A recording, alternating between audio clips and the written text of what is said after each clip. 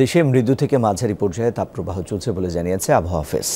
সকালে আবহাওয়াবিদ ডক্টর মোহাম্মদ আবুল কালাম মল্লিক জানান, এই পরিস্থিতি আরও 2 থেকে 3 দিন অব্যাহত থাকবে। এপ্রিল মাস দেশের সর্বোচ্চ উষ্ণতম মাস, তাই এই সময় এরকম পরিস্থিতি স্বাভাবিক বলে জানান তিনি। বলেন, এই মুহূর্তে ঢাকা, রাজশাহী, রংপুর ও বরিশাল ও খুলনা বিভাগে গরমের তীব্রতা বেশি অনুভূত হচ্ছে। তবে বরিশালের বিভাগে ধীরে ধীরে গরমের তীব্রতা বাড়ার পূর্বাভাস আছে বলেও জানান এই আবহাওয়াবিদ।